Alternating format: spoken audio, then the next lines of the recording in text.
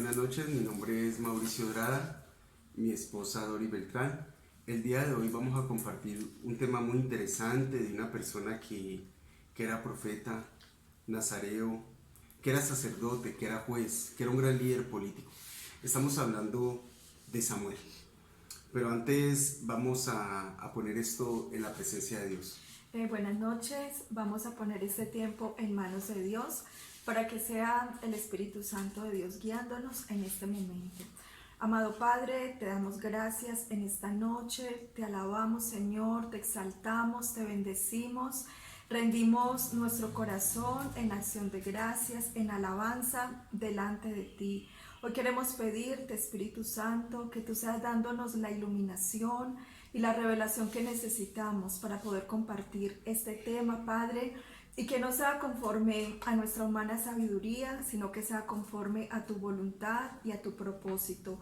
También queremos pedirte que todas las personas que lo puedan ver, Señor, seas tú obrando con poder en cada una de sus necesidades, seas tú llevándote todo temor, toda aflicción, toda preocupación, toda tristeza. Seas tú también, Padre, en tu infinita misericordia, llenando todos esos corazones que en este momento, Padre, se sienten solos, que han perdido sus seres queridos por causa de accidentes, por causa de esta pandemia, Señor, por causa de muertes naturales. Mi Rey, te pedimos que tú llenes todos esos corazones, que te lleves todo dolor y toda aflicción, y aún clamamos, Padre, para que el poder de tu Espíritu Santo sea trayendo esa paz, sea derramando esa fortaleza que todos los corazones necesitan para la honra y gloria tuya, en el nombre de Cristo Jesús. Amén y amén. Amén. Bueno, la historia de Samuel pues está en el libro de Samuel. Eh, pero inicialmente los libros de Samuel y Reyes formaban parte de una sola obra, con el nombre de Melahim, que significaba Reyes. Posteriormente pues se hizo una división a Samuel 1 y Reyes 1 y 2. Recordemos que es muy diferente el Antiguo Testamento de lo que conocemos como la Biblia hebrea, la Biblia que utiliza el pueblo de Israel, al Antiguo Testamento que nosotros usamos. La Biblia hebrea está dividida en tres grandes bloques, que es la Torá, los Nevi'im y los Ketuvim. O sea, la Torá, que es el Pentateuco, los Nevi'im, que vienen siendo los profetas, y los Ketuvim, que son los escritos, ¿no? Y pues eso da un total de 24 libros. Inclusive en la Biblia de ellos un libro se llama el libro de 12, que es lo que nosotros conocemos todos los profetas menores. Los profetas menores están metidos en un libro. Ya cuando entró la separación de estos libros, pues con la Septuaginta, los 24 libros pasaron a ser 39 libros, que son los que nosotros conocemos en el Antiguo Testamento, y 46 libros en lo que se llama el Antiguo Testamento de la Iglesia Católica, porque ellos incluyeron los deuterocanónicos, ¿no? Bueno, entonces encontramos aquí escrita la situación de los últimos tiempos de los jueces y el inicio de la monarquía, siendo los hijos de Samuel los últimos jueces. Estamos hablando de lo que ahora los libros de Samuel. El tiempo cubre cerca de 120 años, desde el 1090 hasta el 970 a.C., y pues estos libros corren paralelamente al libro de Crónicas. El primer libro de Samuel se inicia con el nacimiento de Samuel, y segunda de Samuel se cierra con los últimos días de David. El tiempo abarca tres personajes importantes en la transición a una monarquía: Saúl, del 1050 al 1010 a.C., David, del 1010 al 970 a.C., Salomón, del 970 al 931 a.C., y la división del reino del 931 a.C.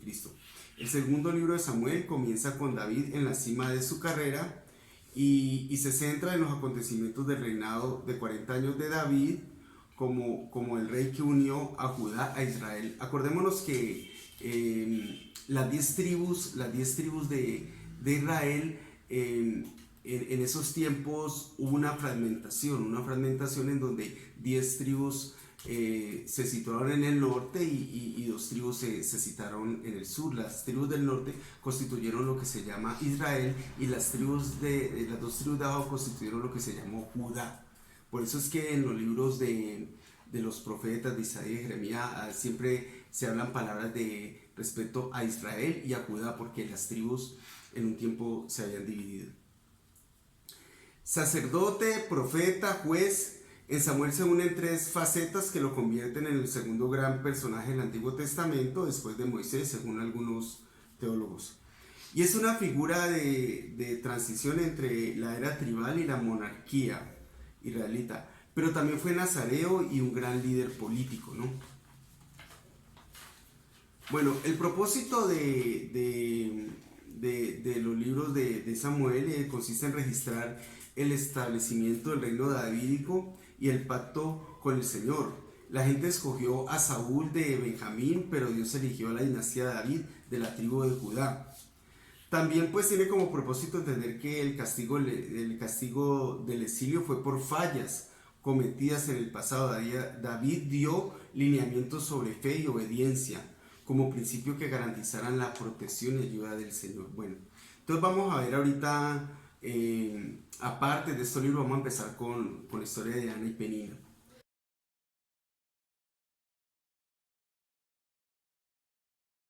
Bueno, aquí vamos a ver la historia de Ana y Penina. Ana era la esposa de Elcana, pero Elcana pues tenía otra mujer que era la rival de Penina.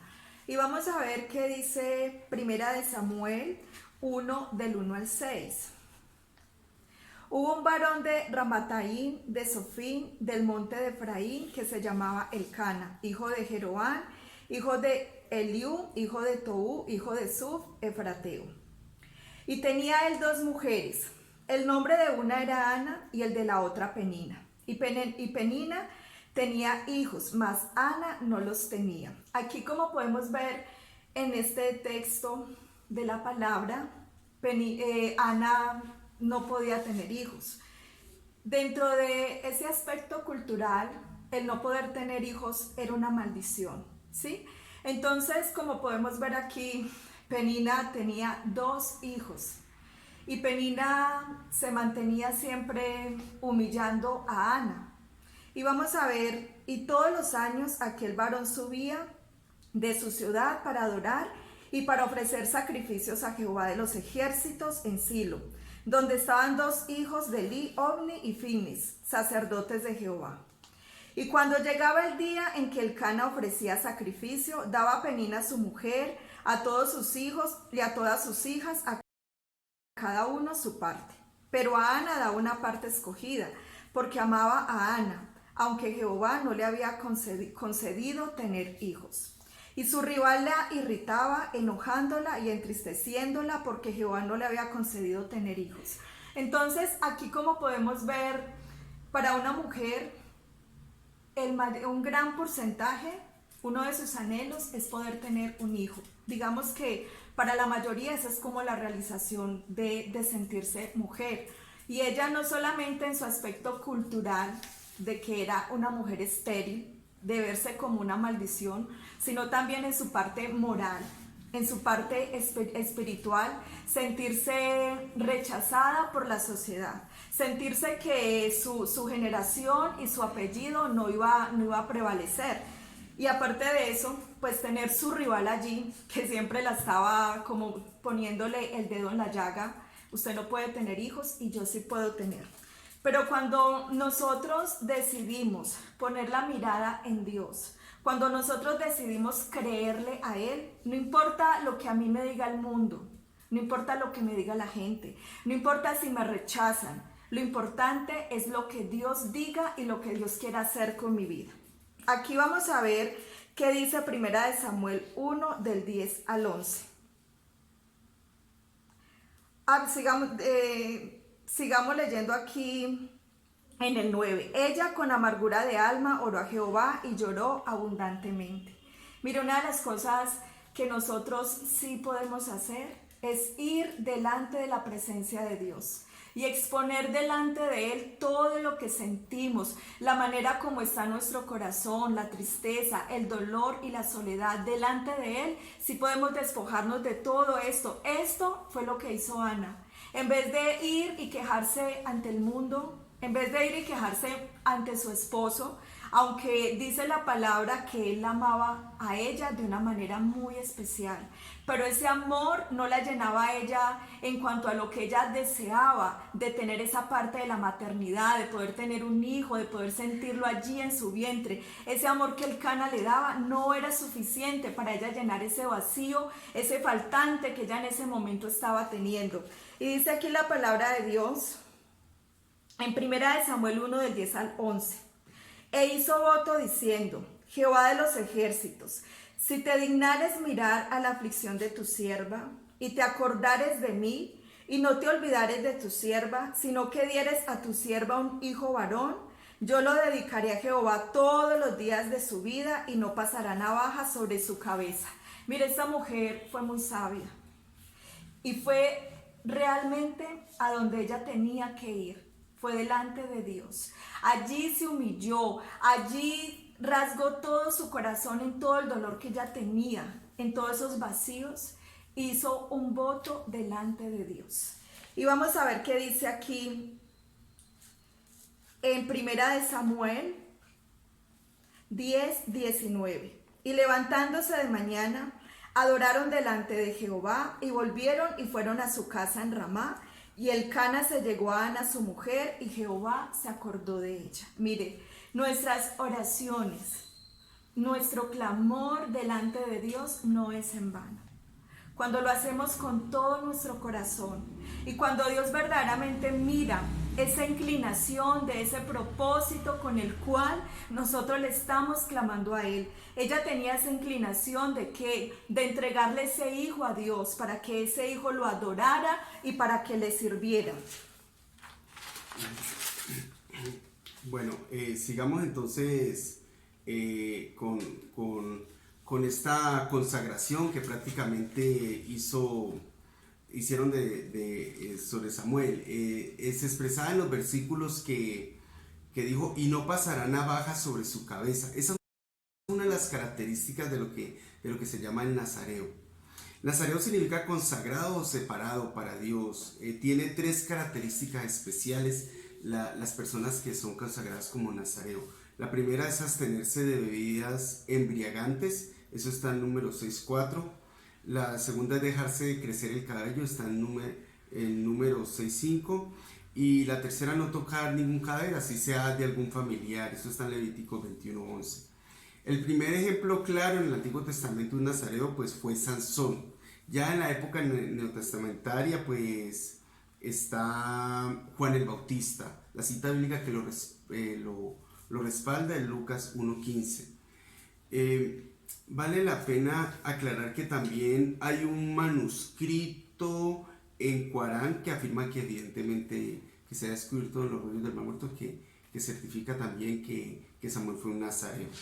Bueno, vamos a ver otras características de este hombre. Ya vimos la consagración como nazareo. Ahorita miremoslo como profeta.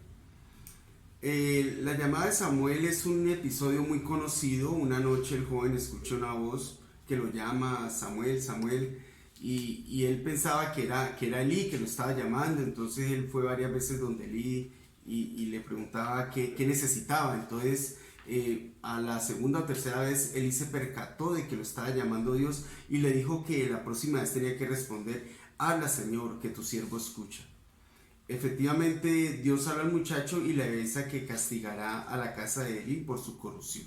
Básicamente este fue el llamado del profeta. Y también vale la pena aclarar que él le habló audiblemente. Eso es posible que Dios le hable a una persona audiblemente.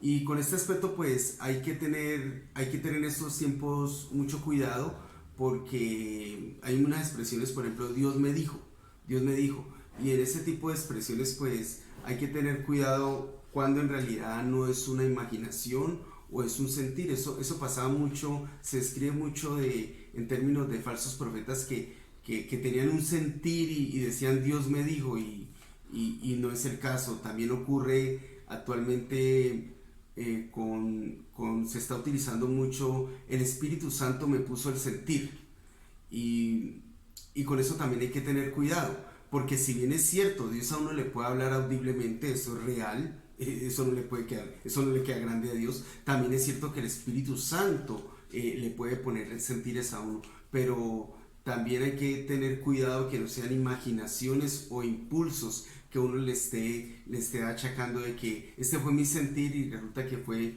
un sentir humano, una emoción y ponemos al Espíritu Santo que nos puso a decir esto o aquello. Y eso no es así, con eso hay que tener cuidado, ¿no? En 1 Samuel 3 del 19 al 21 dice: Samuel creció y Jehová estaba con él y no dejó caer en tierra ninguna de sus palabras. Y todo Israel desde Dan hasta Beerseba conoció que Samuel era fiel profeta de Jehová. Y Jehová volvió a aparecer en Silo porque Jehová se manifestó a Samuel en Silo por la palabra de Jehová. Entonces mire que estas palabras muy interesantes porque dice: y no dejó caer en tierra ninguna de sus palabras.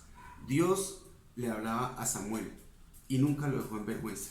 Entonces una confirmación también bíblicamente que efectivamente Samuel fue un profeta de Dios, que Dios le hablaba y que él escuchaba sus instrucciones y sus mandatos. Miremoslo ahorita como juez, digamos es como profeta, miremoslo como juez, pero recordemos quién eran los jueces. Los jueces fue una época en el Antiguo Testamento cuando fue un ciclo repetitivo donde el pueblo de Israel se relajaba, digamos estaba bien, se relajaba, empezaba a cometer actos ilícitos, se olvidaba de alguna manera de Dios. Entonces luego venía una gran tribulación, un asedio de un enemigo, y entonces ellos se arrepentían, al mismo clamaban a Dios y Dios mandaba una persona que lo rescatara. Y cuando ya lo rescataban, volvía otra vez, se relajaban y eso era un ciclo. Ese fue el periodo, el más famoso periodo de los jueces, ¿no? Y esa básicamente era la función del juez, alguien enviado de Dios en un momento de crisis por clamor de su pueblo y él iba al rescate, ¿no? Bueno, entonces miremos qué dice, qué sabemos de esto. Samuel inaugura la tradición profética de Israel, pero además ejerce como juez. Tras la caída de Silo y la pérdida del arca se suceden unos años agitados. El arca es tan poderosa que atrae toda clase de maldiciones y plagas sobre las ciudades filisteas donde se conserva. Así que los filisteos le van llevando de un lugar a otro hasta que por fin deciden devolverla a los israelitas. Por fin Samuel convoca al pueblo en Masfá y lo exhorta a dejar la idolatría, el culto pagano a los Baales y Astartes. De esta manera Dios favorece a su pueblo. Viendo a los israelitas reunidos, los filisteos deciden aprovechar para atacarlos, así que Samuel toma el mando como juez y anima al pueblo a luchar, ofreciendo sacrificios a Jehová. Y Jehová hace caer una gran tronada sobre la tropa filistea y los israelitas infligen a su enemigo una gran derrota. Miremos las citas bíblicas. 1 Samuel 7, del 12 al 13. Tomó luego Samuel una piedra y la puso entre Mizpah y Sen y la puso por nombre Eben-Ezer, diciendo: hasta aquí nos ayudó Jehová. Así fueron sometidos los filisteos y no volvieron más a entrar en el territorio de Israel, y la mano de Jehová estuvo contra los filisteos todos los días de Samuel. Entonces mire esta actitud de Samuel, cómo ayudó a su pueblo. De aquí que esta relación de Samuel como profeta, como juez, como sacerdote, le han dado también ese calificativo de un gran líder político. Conjugaba varios factores donde se le reconocía su liderazgo político. Sacerdote, miremoslo como sacerdote. Samuel ejercía como juez y sacerdote en varios santuarios. Durante el año se iba desplazando por Betel, Gálgala y Masfá. Mismo la cita bíblica, 1 Samuel 15-17. Y juzgaba a Israel en todos aquellos lugares. Su punto de retorno era Ramá, donde tenía su hogar, y allí también juzgaba a Israel. La función sacerdotal de Samuel se ve reflejada no solo en el culto a Dios, sino en el gesto de ungir a los futuros reyes del pueblo. El acto de ungir con óleo sagrado era tradición en los reinos del antiguo Oriente Medio. El ungido era elegido por Dios, favorecido por él para ejercer su misión como gobernante del pueblo. Como la Biblia relata, no faltaban en tiempos de Samuel los sacerdotes corruptos que se dejaban comprar por dinero y se acostaban con las mujeres que acudían a orar y a hacer ofrendas. Con su mal ejemplo escandalizaban a la gente y las alejaban de Dios. Entonces, en este libro se habla el relato de Elí y sus hijos, de Eli y sus hijos como un sacerdote que no estaba haciendo las cosas conforme a Dios. Samuel es la imagen ideal de un sacerdote íntegro, fiel a su misión, incondicional a Dios, honesto ante los hombres. Es bendecido por el favor divino y su palabra profética es sabia y nunca falta. Entonces esa es la otra característica que queríamos hablar de Samuel. Ahora miremos una situación muy interesante que se presentó en este periodo, y es el conflicto que había entre monarquía versus teocracia. ¿Qué es monarquía? Monarquía es cuando el pueblo elige a una persona, pero esta persona no necesariamente ha sido escogida, digamos, directamente por Dios, sino que muchas veces puede ser el pueblo, puede ser así como creyente o medio creyente o no creyente, pero más que todo fue por el pueblo, ¿no? Y teocracia ya es en donde la persona que entra a gobernar definitivamente es escogida directamente por Dios. Y entonces en la teocracia se ve una cosa muy interesante, donde el poder religioso y el poder político están encargados de dirigir la nación. Entonces se estaba hablando, mientras la monarquía está separada de la parte religiosa. Entonces ha habido un conflicto entre lo que era la monarquía y la teocracia. Bueno, entonces ahorita sigamos con otro relato interesante. Aquí vamos a ver la historia de Saúl y de Samuel. El pueblo proclama un rey, pero Samuel se niega. Y vamos a ver qué dice la palabra en 1 Samuel 8, del 21 al 22. Y oyó Samuel todas las palabras del pueblo y las refirió en oídos de Jehová. Y Jehová dijo a Samuel: oye su voz y pon rey sobre ellos. Entonces dijo Samuel a los varones de Israel: idos cada uno a vuestra ciudad. Aquí, como podemos ver, Samuel, un profeta de Dios, un hombre que siempre acudía al consejo de Dios. Y eso fue lo que hizo precisamente cuando el pueblo estaba proclamando, estaba pidiendo un rey. Se fue allí en la intimidad con Dios, oró, y Dios definitivamente lo dirigió conforme a todo lo que él debía hacer. Y aquí vamos a ver la proclamación de Saúl como rey. Y vamos a ver qué dice la palabra en 1 Samuel 10, del 17 al 26. Samuel convocó al pueblo ante el Señor en Mizpa y habló así a los israelitas: esto dice el Señor, Dios de Israel: yo saqué a Israel de Egipto y los libré del poder de los egipcios y de todos los reyes que los oprimían. Pero ahora ustedes han rechazado a su Dios, el que los ha salvado de todas las desgracias y dificultades, y le han pedido que les nombre un rey. Pues bien, preséntense ante el Señor por tribus y por clanes. Samuel ordenó acercarse a todas las tribus de Israel, y la suerte recayó en la tribu de Benjamín. Después ordenó acercarse a los clanes de la tribu de Benjamín, y la suerte recayó en el clan de Matre. Finalmente la suerte recayó en Saúl, el hijo de Quis, a quien buscaron sin encontrarlo. Entonces volvieron a consultar al Señor. ¿Pero está aquí ese hombre? El Señor respondió: está escondido entre el equipaje. Corrieron a sacarlo de allí y se presentó ante el pueblo. Destacaba entre toda la gente, sacándole la cabeza. Entonces Samuel dijo a todo el pueblo: ¿han visto al elegido del Señor? En todo el pueblo no hay quien se le pueda comparar. Y el pueblo aclamó: ¡viva el rey! Entonces Samuel expuso al pueblo el protocolo real y lo escribió en un libro que depositó ante el Señor. Luego despidió al pueblo y se fueron cada uno a su casa. Aquí podemos ver que conforme al pueblo lo pidió, de ese mismo modo se hizo pues el nombramiento de Saúl como rey.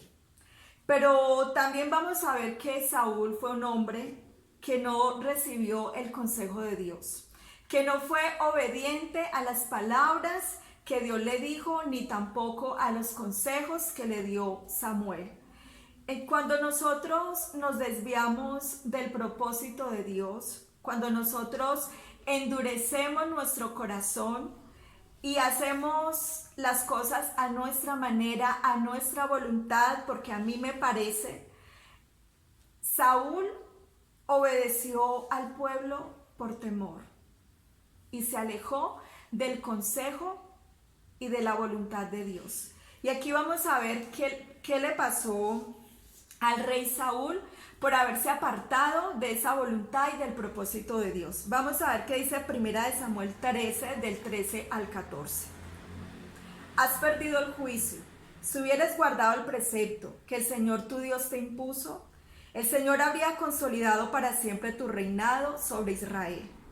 Pero ahora tu reinado no durará. El Señor se ha buscado un hombre de su confianza para convertirlo en jefe de su pueblo, puesto que no has cumplido lo que te ordenó.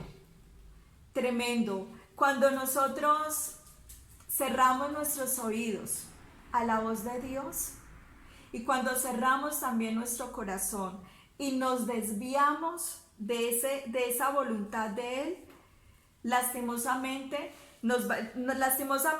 nos puede ocurrir lo que le pasó al rey Saúl, que Saúl es rechazado por Dios para ser rey.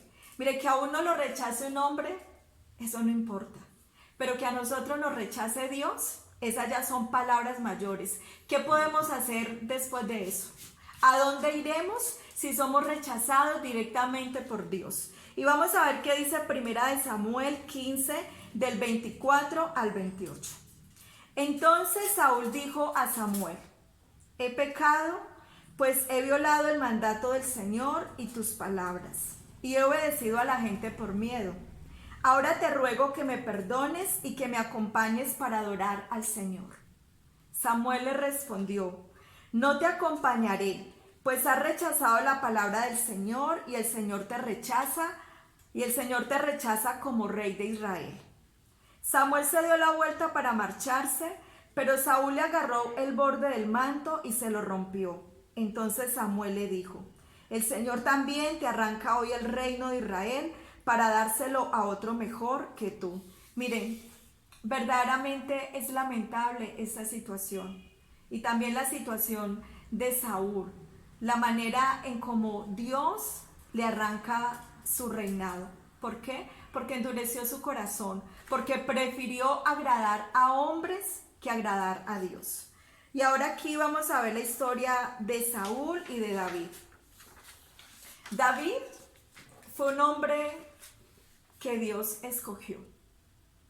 David era un hombre que dice la palabra que él andaba conforme a la voluntad y al propósito de Dios. Un hombre que cometió cantidad de errores, sí, pero un hombre que siempre venía delante de la presencia de Dios, se humillaba, oraba y le pedía perdón. Y Dios conocía su corazón y veía las intenciones que él allí tenía.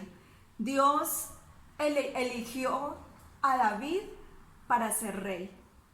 Y vamos a ver qué dice la palabra de Dios en 1 Samuel 16, del 11 al 13. Entonces dijo Samuel a Isaí: ¿son estos todos tus hijos? Y él respondió: queda aún el menor que apacienta las ovejas. Y dijo Samuel a Isaí: envía por él, porque no nos sentaremos a la mesa hasta que él venga aquí. Envió pues por él y le hizo entrar, y era rubio, hermoso de ojos y de buen parecer. Entonces Jehová dijo: levántate y úngelo, porque este es.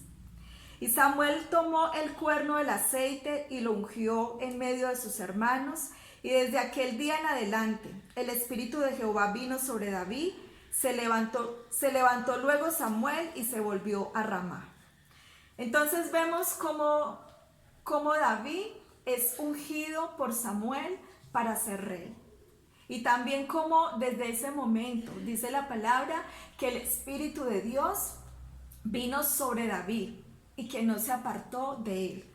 Pero también vamos a ver aquí una situación bien complicada, que fueron los celos de Saúl contra el rey David. Mire, Saúl se llenó de celos, se llenó de envidia en contra del rey David. Y vamos a ver todo lo que esto ocasionó por esa envidia, por esos celos, porque muchas veces despreciamos lo que Dios tiene para nosotros. Pero cuando vemos que Dios pone otra persona, porque nosotros no somos indispensables para Dios. Dios es indispensable para nosotros, pero Dios sin nosotros sigue siendo Dios, sigue su obra, sigue su propósito. Y vemos aquí cómo David se llenó de celos. Y vamos a ver qué dice la palabra de Dios en 1 Samuel 18 del 6 al 12.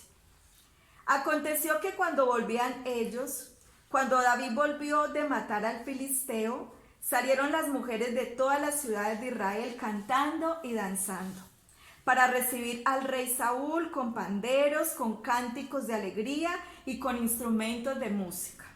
Y cantaban las mujeres que danzaban y decían: Saúl hirió a sus 1000 y David a sus 10,000. Y se enojó Saúl en gran manera y le desagradó este dicho y dijo: a David dieron 10,000 y a mí 1000, no le falta más que el reino. Y desde aquel día Saúl no miró con buenos ojos a David. Aconteció al otro día que un espíritu malo de parte de Dios tomó a Saúl y él desvariaba en medio de la casa. David tocaba con su mano como los otros días y tenía Saúl la lanza en la mano. Y arrojó Saúl la lanza diciendo: enclavaré a David a la pared. Pero David lo evadió 2 veces, mas Saúl estaba temeroso de David, por cuanto Jehová estaba con él y se había apartado de Saúl. Mire, tremendo. David directamente estaba allí con su enemigo, con el que todo el tiempo estaba meditando y planeando en su corazón cómo lo iba a matar. Dice que tenía allí la lanza para enclavársela a David. Pero una de las cosas que a mí me impacta es que el mismo Saúl sabía que David andaba con Dios, que la presencia de Jehová estaba con él. Dice la palabra que era temeroso. Miren, no importa las circunstancias por las cuales nosotros estemos pasando, no importa esas tormentas, no importan los gigantes que se levanten en nuestra vida, no importan esos enemigos, no importan las amenazas, no importa que no tengas un empleo, no importa si tu familia te ha abandonado, te rechaza. Lo importante es que si yo estoy con Dios, como dice la palabra, ¿quién contra mí? Si la presencia de Dios está en mi vida, yo no tengo por qué tener temor de nadie. Así mi enemigo esté aquí parado enfrente mío, así esté maquinando hacerme mal, si Dios está conmigo, Él es quien me defiende. Si la presencia de Dios está en mi vida, yo no tengo por qué temer mal alguno, dice la palabra de Dios. Y vamos a ver aquí otro acontecimiento que me parece muy importante, que es la amistad de Jonatán con David. Meditando y analizando esos textos y mirando la condición y la situación de Jonatán y de David. Jonatán era el hijo de Saúl, el hombre que estaba queriendo matar a David, que meditaba en su corazón cómo acabar con él. Y precisamente viene y nace una amistad muy grande, con unos lazos prácticamente inquebrantables entre Jonatán y David. Me parece algo muy curioso, y después de analizar y meditar estos textos, pienso que de pronto ese fue un instrumento que Dios usó con David para que Saúl no lo matara, ¿sí? Entonces vamos a ver qué dice la palabra de Dios en 1 Samuel 18 del 1 al 4. Aconteció que cuando él hubo acabado de hablar con Saúl, el alma de Jonatán quedó ligada con la de David, y lo amó Jonatán como a sí mismo. Y Saúl le tomó aquel día y no le dejó volver a casa de su padre. E hicieron pacto Jonatán y David, porque él le amaba como a sí mismo. Y Jonatán se quitó el manto que llevaba y se lo dio a David, y otras ropas suyas, hasta su espada, su arco y su talabarte. Mire, tremendo. Uno puede decir, pero ¿cómo puede existir una amistad así, tan leal y tan fiel como fue Jonatán con David? Y si miramos todas las palabras y los textos bíblicos, ahí podemos encontrar de que siempre Jonatán le decía a David todas las veces que su padre quería matarlo. ¿Por qué? Porque nació allí una amistad sincera, una amistad que fue un propósito de Dios. Y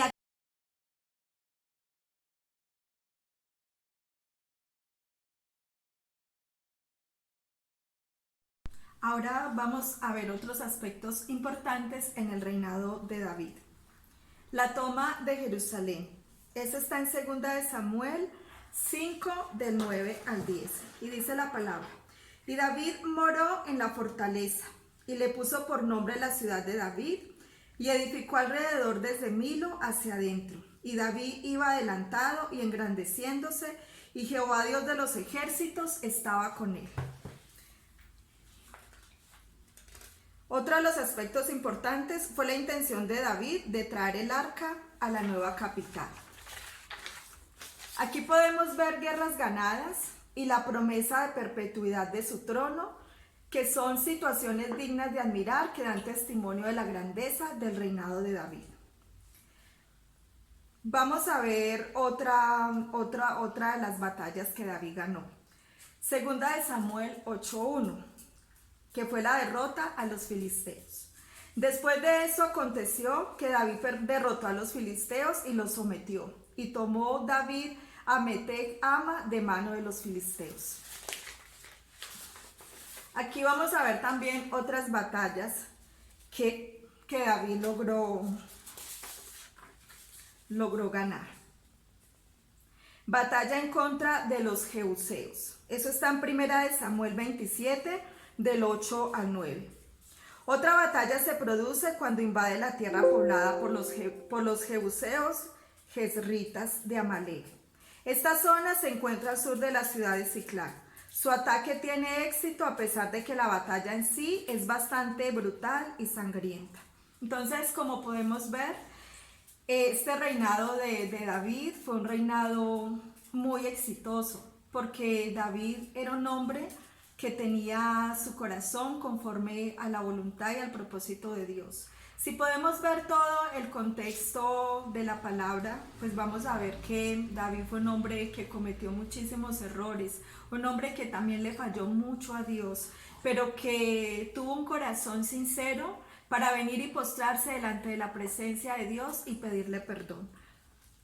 Bueno, de las primeras batallas que tuvo Samuel, pues está la muerte de Goliat, ¿no? Este gigante. Este relato bíblico tiene unos apartes muy interesantes, ¿no? Un hombre de casi 3 metros que representaba a los filisteos decía que retaba continuamente al pueblo de Israel que quería enfrentar. Y pues David, cuando fue al campo de batalla a mirar qué era lo que pasaba, él se indignó. ¿Quién es este hombre que ofende a nuestro Señor Dios, ¿no? Y él decide enfrentarlo. Saúl quiso ponerle la armadura de él, y pues él no se sentía cómodo para poder ir a enfrentar con esa armadura.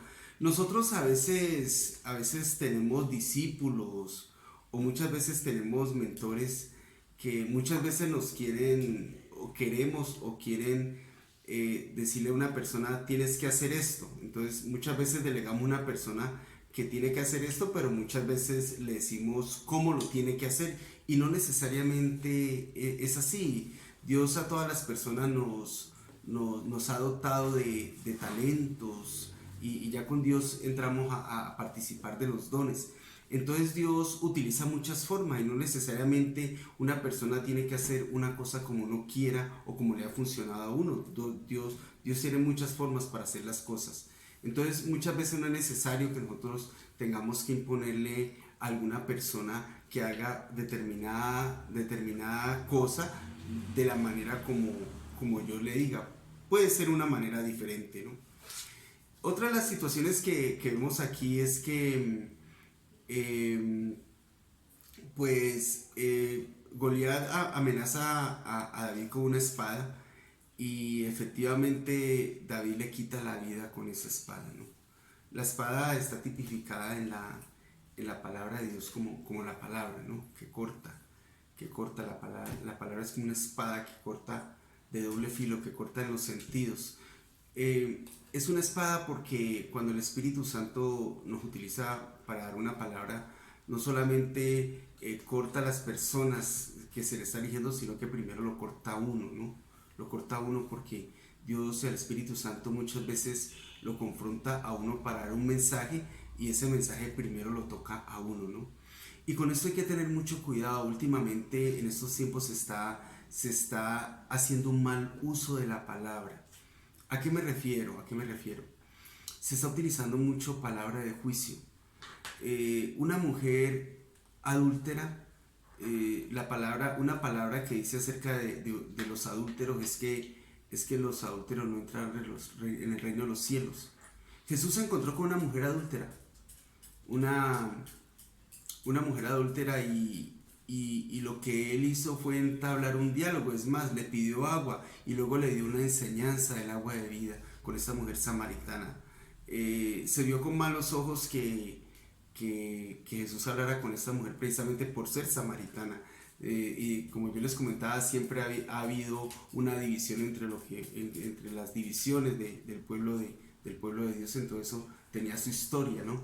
Con los samaritanos, capital del antiguo Israel, cuando existía esa división. Entonces él utilizó una palabra de edificación. También en cierta ocasión se encontró con una persona que robaba. La palabra de Dios dice que los ladrones no entrarán en el reino de los cielos, pero él no utilizó esa palabra. Él le dijo: baja de ese árbol, que hoy me place estar en tu casa. Entonces él siempre buscó utilizar palabra de edificación, y no quiere decir que esos versículos no sean bíblicos. Lo que pasa es que actualmente se está utilizando mucho palabra de juicio sustentado en que yo tengo la razón, esto dice la Biblia, y no estamos de pronto utilizando la palabra para edificar, de pronto la estamos utilizando para juzgar. En ese sentido debemos renunciar a yo tengo la razón. La palabra de Dios no es para demostrar que yo tengo la razón. Una de las particularidades de la palabra de Dios es para edificar. Y vemos cómo sacamos a veces algunos versículos de contexto y los utilizamos contra nuestros mismos hermanos. Hipócritas, sepulcros blanqueados. Esas fueron palabras que utilizó Jesús porque justificamos. Digo, no, pero es que Jesús hablaba durito, ¿no? Pero ¿a quién le dijo hipócritas, sepulcros blanqueados? ¿Quiénes eran los fariseos, los saduceos, los maestros de la ley? Eran personas que siempre estaban pendientes de que Jesús se equivocaba, que siempre estaban en contra de él, que Jesús estaba dando un mensaje y ellos estaban ahí para controversial, para ponerle un obstáculo, estaban en contra de la obra de Dios. Entonces muchas veces utilizamos esas palabras con los mismos hermanos de la iglesia y lo estamos poniendo a la altura de los fariseos cuando en realidad no es eso. Entonces debemos tener cuidado, ¿no? Debemos tener cuidado con la espada, con la palabra de Dios. Y fuera de eso tenemos el atrevimiento de decir, y yo le digo atrevimiento, no, es que el Espíritu Santo me puso ese sentir. Entonces muchas veces estamos una persona exhortándola entre comillas cuando en realidad puede ser una humillación y decimos lo exhorté, el Espíritu Santo me lo puso, cuando no es así. Entonces más respeto con el poderoso Espíritu Santo, que no sean emociones, que no sean posiciones, que no sean títulos lo que de pronto nos está poniendo a dar una palabra de una manera inadecuada. Bueno, este fue el mensaje de Samuel. Espero que les haya gustado. Les pedimos disculpas por algunas equivocaciones de léxico o algunas pequeñas imprecisiones. Dios los bendiga. Ay, yo también pues quiero animarles a que estudiemos la palabra, ¿sí? Que la podamos estudiar conforme al contexto histórico, en cuanto a la parte económica, en cuanto a la parte política, social y cultural. Muchísimas gracias.